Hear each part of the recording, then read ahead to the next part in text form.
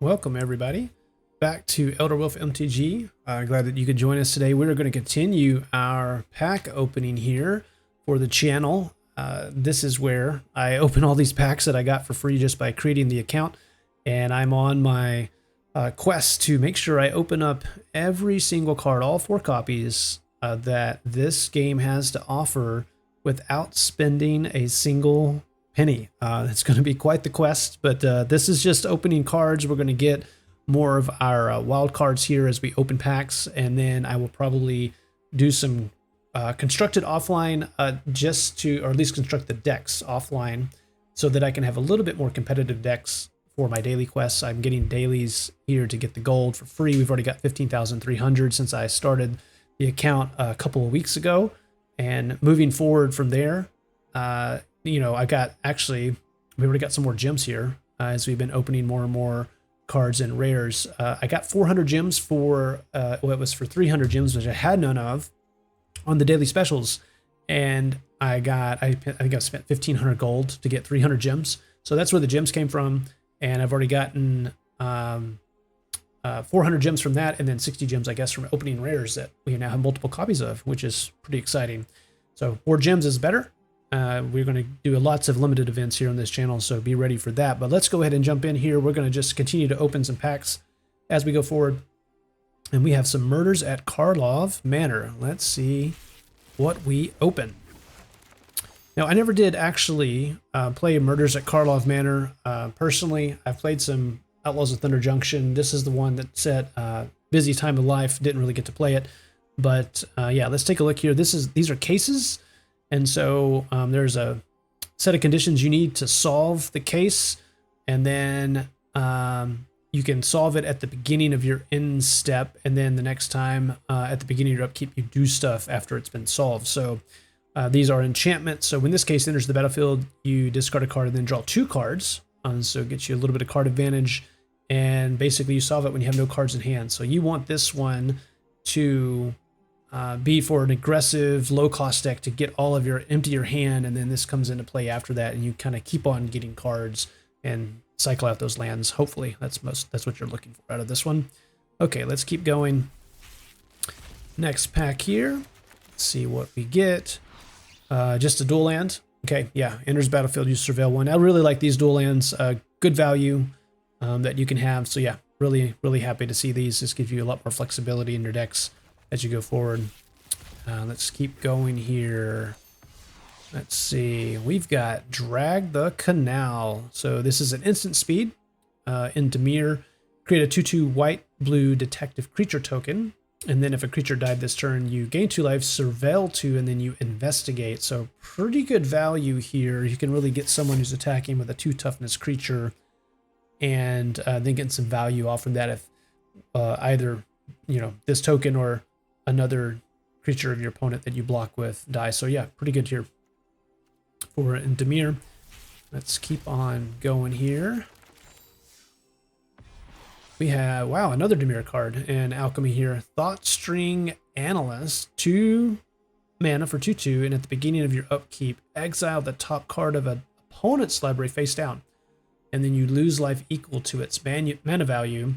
You can look at and play that card for as long as it remains exiled and mana of any type. So you're going to be spending some life potentially on what this is.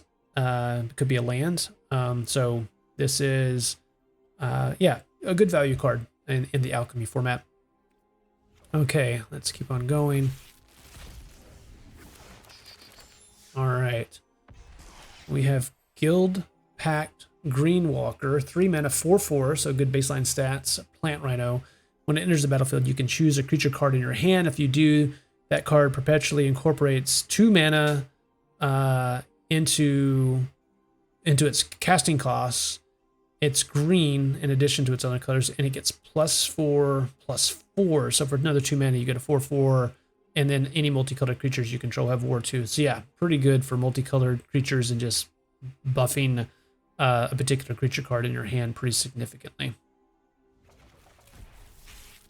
All right, let's see.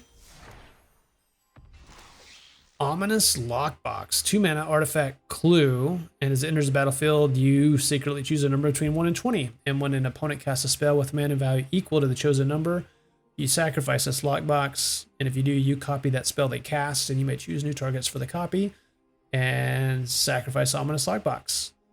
You can draw a card. So it's a pretty interesting, it's got to come from your opponent. So you probably want to choose, you know, between 1 and 6, probably around, you know, 2, 3, 4, 5 mana, depending on the style of deck you're facing against. But it could just be, you know, another draw and an artifact on the battlefield. Interesting card. All right, let's go to Khans of Tarkir. Don't know much about this set. Never played it. So we'll just see what we have here as this opens. Oh, well, anyway, I'll take it. We got a mythic wild card. No problem there. All right, let's do another one. Yeah, I'll definitely take the wild cards, especially as I make some decks to compete for my dailies. Abzan Ascendancy. Yeah, when it enters the battlefield, put a 1/1 counter on each creature you control. So if you go wide, this is pretty powerful. And when a non-token creature you control dies, you get a 1/1 white spirit token with flying. So lots of value for Abzan decks here. One more. We have the Polluted Delta. Tap it, you pay a life, and you sacrifice it, and then you search your library for an island or swamp and put it onto the battlefield. Not tapped, by the way. So you can go search what you need, and it's not tapped, but you pay a life for the price. Thins out your deck as well. Yeah, pretty good. All right, Lost Caverns of Ixalan. Let's see what we got. We have Watley, Poet of Unity. When there's the battlefield, you search for a basic land, put it into your hand, and then you can pay 5 to exile and return Watley to the battlefield transformed, and you do that as a sorcery speed. Note, not instant. And then it gets to the Roar of the Fifth People, where you create dinosaur tokens, you have mana ramp from it, search your library for a dino card, and then, you know, all your dinos control gain double strike and trample. So if it gets to the 4th stage of the enchantment and you got a few dinos on the battlefield of any significant beef, yeah, it's probably going to be game over. Yeah, pretty good for your dino decks. Let's keep going here. Let's see. We have Sentinel of the Nameless City. 3/4 Vigilance for 3, which is a great baseline already. And when it enters the battlefield or it attacks, you create a map token, which allows you to basically pay a mana, sacrifice the map, and a creature that you control explores. So just a good value card, especially if you're doing the Merfolk Explore deck. Yeah, just a really good value card. Last one of regular Lost Caverns, Ixalan. Let's see, Cosmium Confluence, 5 mana sorcery. You can choose 3 of, well, you can choose 3. There's only 3. You can choose the same mode more than once. That's interesting. So you can search for cave or for a cave card.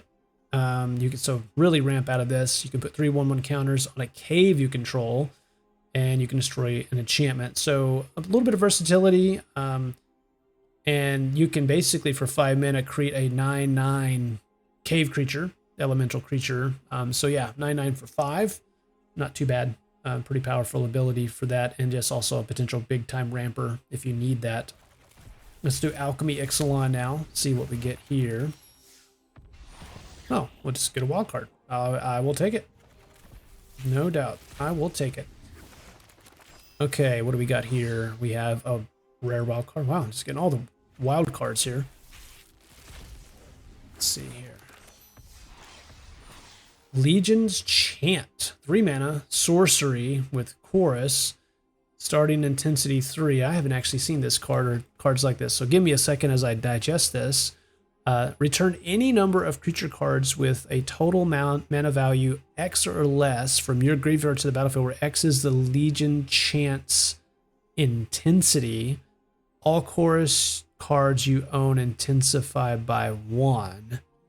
Very powerful. Wow, if you had a few copies of this that you cast, now you're starting to return all kinds of shenanigans from your graveyard to the battlefield. Yeah, that's a very interesting graveyard synergy deck in white. Interesting. Yeah, that would be kind of fun to play with if you got all kinds of copies of this in Alchemy. I've never seen the intensity. All right, let's go to Wilds of Eldraine. Really like this set a lot. I have played this a little bit. Love the theme. Love some of the enchantments. We have Huntsman's Redemption, 3-mana saga, and you create a 3/3 green beast creature token. And then second step, you may sacrifice a creature. If you do, search your library for a creature or basic land card and put that into your hand. So if you have like a small token creature, you can basically do a quick tutor, and then up to 2 target creatures each get +2/+2 again trample in a turn. You know, it's decent. In the right deck, probably a more aggressive small decks with one top end, a couple top ends you can fetch. But yeah, nothing like overwhelming, but yeah, solid rare. All right, let's keep going here. Oh, 2 rares. All right, I'll take that. Let's see. Scalding Viper. I actually played against this in a match in my dailies the other day, and this thing I think did like 8 damage to me because I had such a low mana cost deck, and I couldn't get rid of it. I didn't pull any removal, and this thing just kept pinging me for 1.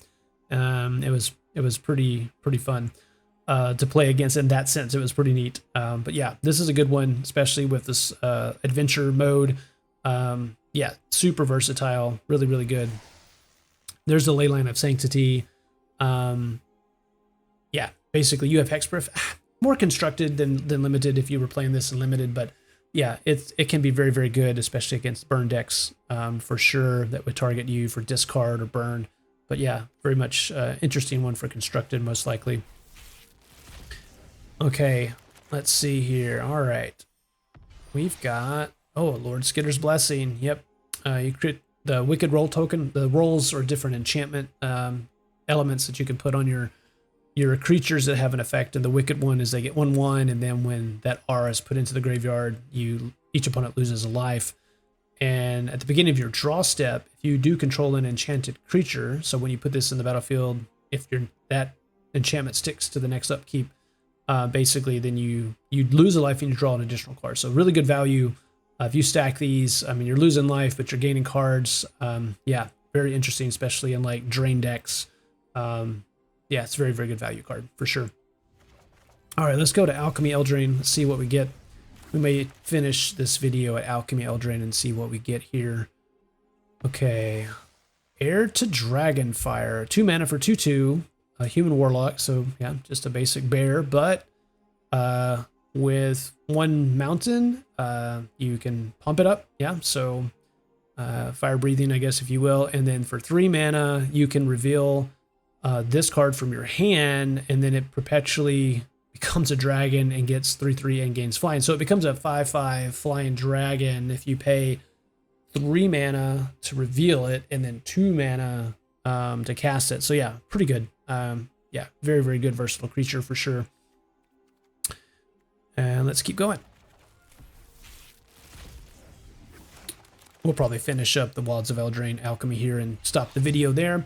We have Tome of Gadwick, which is a 1 mana artifact. Whenever an equipped creature deals combat damage to a player, you conjure a random card from Tome of Gadwick's spellbook. And so here are the spellbooks. Well, you've got Ponder, Opt, Consider, Serum Veil. These are all the quick draw and filter and cycle. Yeah. Okay. That's pretty fun. There's different rarities here. There's 1 rare. What was the rare? Sorry, I went past it too quick last time. Quicken. Next sorcery spell you cast can be cast as a head flash, and you draw a card. Yeah, that's pretty interesting. That's fun. Fun for a spell deck. And let's see here. All right, well, we got 2 rares. Outfitted Jouster, 4 mana for a 2/2. When it enters the battlefield, you conjure a card named Steelclaw Lance, and a card named Brawler's Plate, both of them onto the battlefield, and attach them. Okay, so they're attached. So the Lance is +2/+2. So this now becomes a 4/4 for 4. And then you do +2/+2 and trample. Okay, so this thing becomes beefy because the equipment attached to it. And if damage would be dealt to this creature while it is equipped, you prevent that damage. When damage printed this way, sacrifice an equipment. So use your equipment. It's kind of like shield counters. And then if you have other equipments, then basically you can say these are shield counters from damage. Pretty interesting. Now, destroy effects would still destroy the creatures. So this is more of like combat damage protection or even burn spell protection, but interesting for sure. That's an interesting card. And we have Omniscience. Yeah, 10 mana. You can cast spells without paying the mana costs. All right, well, there you go. That's a pretty fun one. Okay, I'm going to stop the video there. Thank y'all for watching this. If y'all could like and subscribe, that would help me out so much. I really appreciate the time that you're doing. Hope you're enjoying these pack openings. We'll do probably one more, and so we can get all these packs opened, and then I can start playing with a little bit more powerful decks. But next time we'll see what we get, and then we'll be going hunting here pretty soon. So really appreciate it, and until next time.